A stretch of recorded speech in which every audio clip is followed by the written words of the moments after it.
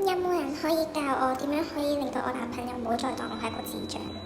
拍拖初期啦，年紀輕輕，睇嗰啲咧上網嗰啲人講咧，話女仔扮蠢咧可以令到個男仔咧有多啲成功感咧，嗰啲保護欲 nest 多啲嘅，跟住咧就會習慣性喺佢面前扮蠢，跟住就會話真係㗎 BB，點解嘅？